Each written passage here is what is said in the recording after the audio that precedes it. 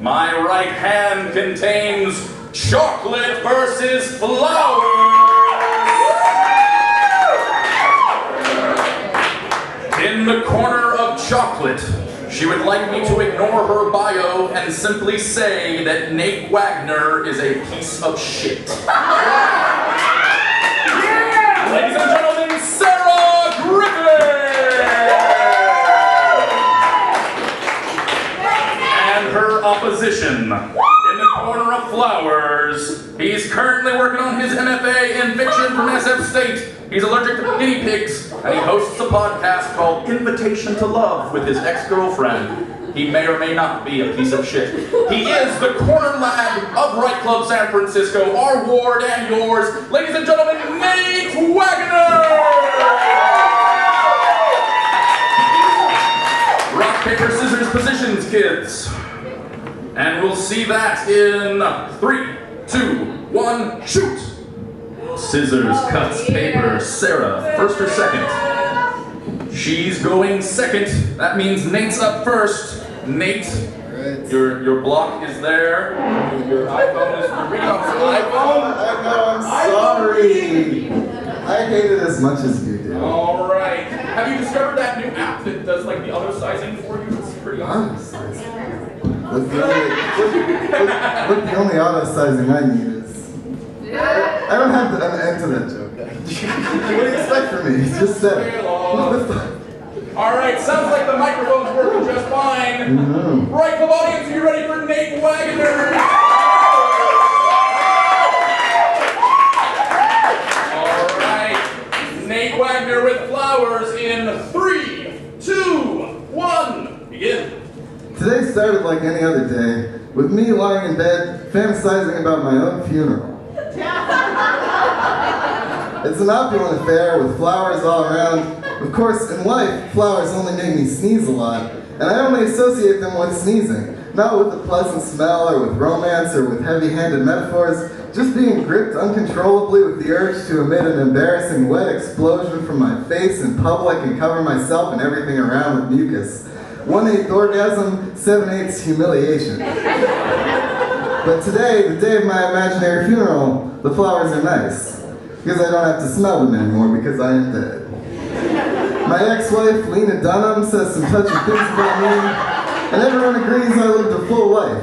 Sold millions of books, ate interesting food, made bloggers mad, planted acres of succulents, had 2 daughters.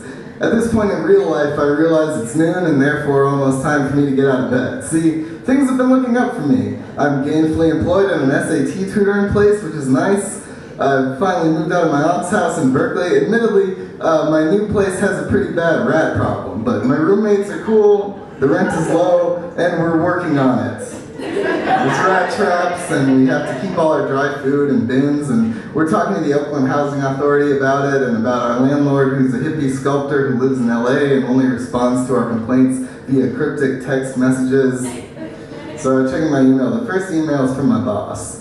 It says, "We have trouble with you. We talk soon. You do bad job teach English. Me are upset. Me call tomorrow if you still have your job." And he used the wrong form of your. Can you believe that? And then the next email is a past due notice from my allergist's office.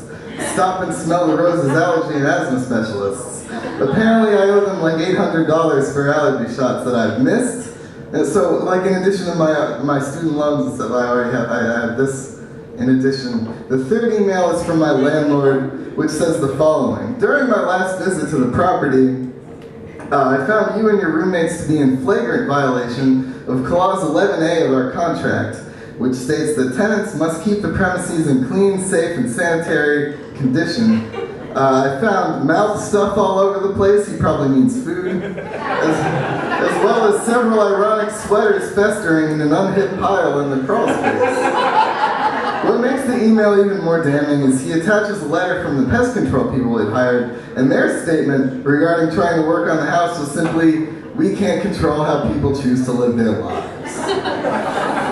My landlord includes pictures of the house which are really tame, like it's like a smudge on the oven, a thumbprint on the fridge, someone's messy closet, me eating a sandwich I found behind the fridge, which is gross, but it's none of his business. I start panicking. My arms get rubbery, I get short of breath.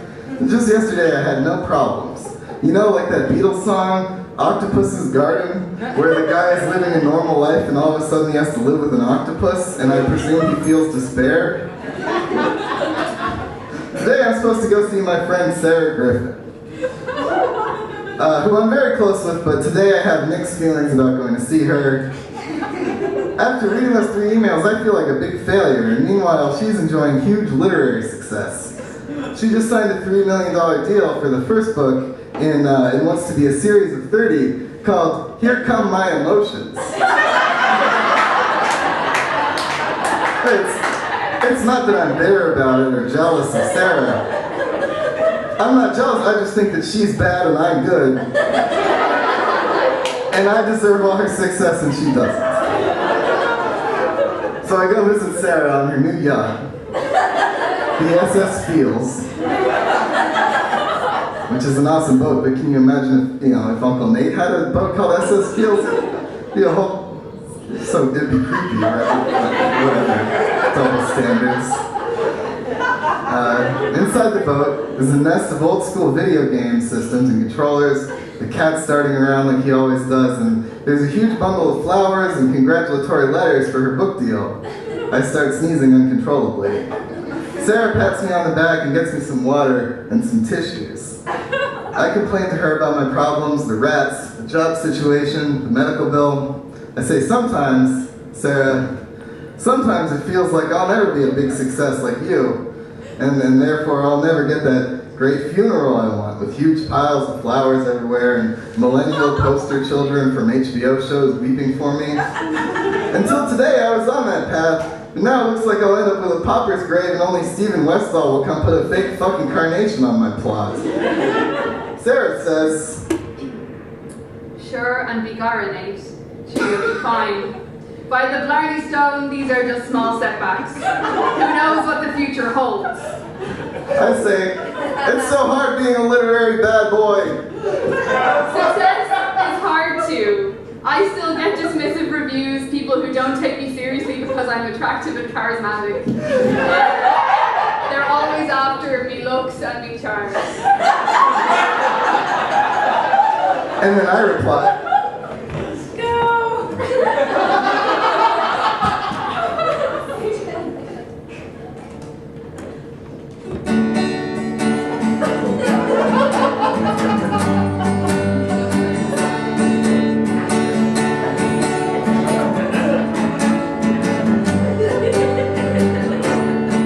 well, when you're sitting there in your silk upholstered chair, talking to some rich folks that you know,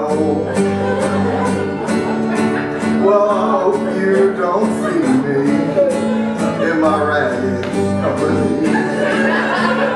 You know I could never be alone. Take me down, little Sarah, take me down. I know you wish you was the queen of the underground, and you can send me them flowers at my own.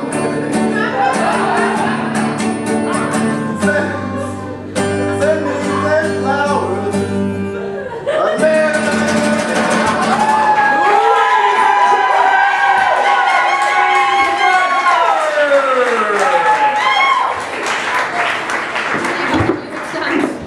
Proving that really, outside of the 7-minute time limit, there are no rules here at Right Club. Nate Waggoner has gone full Ken Gropey, and for those of you who are regulars, you know that Ken shows up with musical accompaniment or, a crew of 5 actors to read his lines and things like that. Sarah, I know you were in that last piece playing yourself, but hopefully you got a little something more to say to us. Maybe. Check your mic, lovely lady. Hello? Hello. Bagara. Ready? All right, Right Club audience, are you ready for Sarah Griffin? Colluded!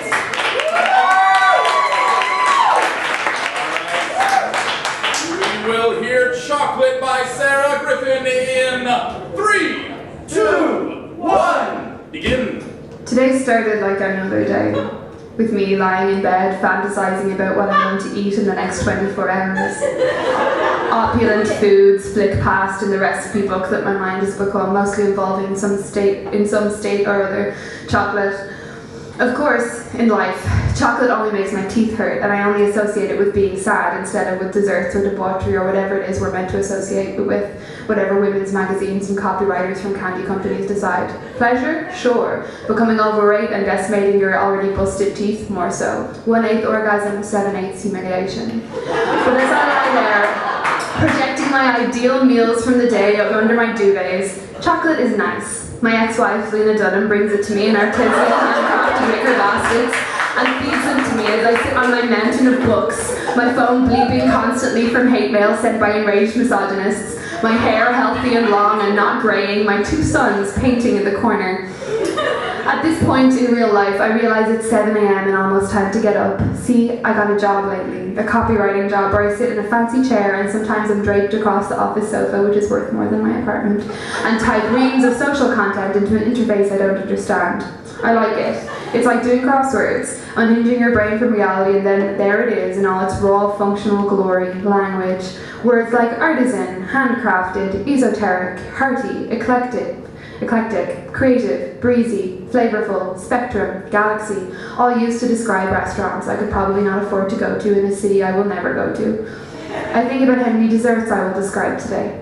How many chocolate cakes, chocolate ganaches, chocolate pies, chocolate milkshakes spiked with a chocolate liqueur, a chocolate goat's cheese cheesecake, mac and cheese with coconut nibs, pizza bases popped with chocolate chips, mother divine. Things I see in front of me in restaurants and supermarkets, but I do not order them. This damn tooth, you see.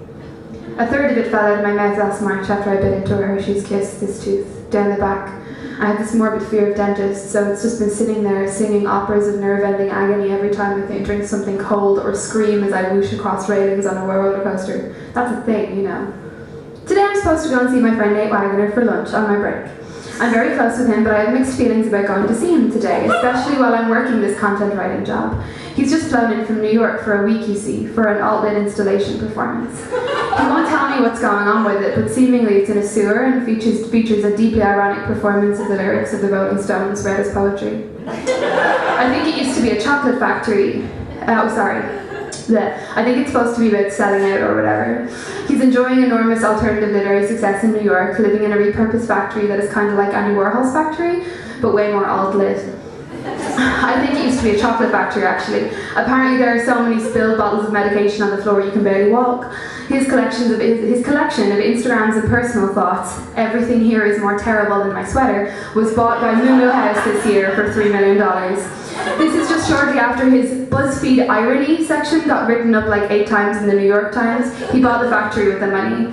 It's not that I'm bitter or jealous. I just think that he's bad and I'm good, and I deserve all the success, and he doesn't.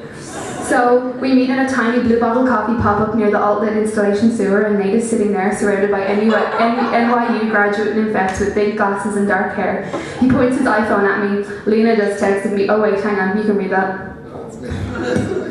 Yeah. Lena just texted me 5 emoticons of a shrimp and says to tell you she says hi. I tell him that I don't want to talk about her. He asks if it's because I'm in my feelings. I tell him that yes, it is because I'm in my feelings, but that's not the point. I tell him I'm worried about getting stuck in this copywriting game, that the only written things I'll ever make will be commercial, that what if alt-lit is the new beat movement and Lena never takes me back and I'm just a bystander to the legacy of all my friends. From under a large heap of powdered cardigans, he sits on his part of his installation. He produces a large bar of chocolate and hands it to me. I may have eaten this in the bar while I have most of this. Wait. He produces a large bar of chocolate and hands it to me. I eat it and my tooth starts to hum. I laugh with pain. After I eat, I think about throwing it all in to fall into New York to become the queen of the sewer. To be a poet, like I always wanted to be. Nate says, Sarah, being ironic and hilarious constantly is exhausting. Do you know when the last time I actually liked a thing was? Being a literary bad boy means keeping a lot of hoops in the air at once. But New York is the way forward. You hang with me, and I'll make sure you're cool. Down in Williamsburg, on the chocolate factory scene, they call me Nate Waggoner.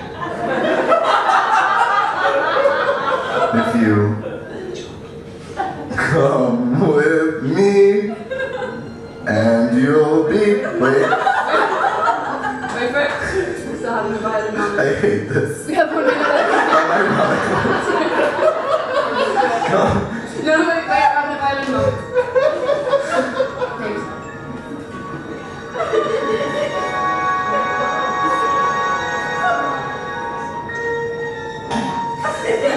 This is for you.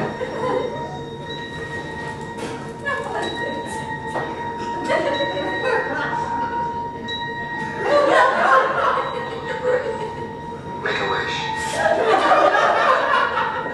Come with me, And you'll be in a world of pure imagination. and you'll see into your imagination. All right. Thank you.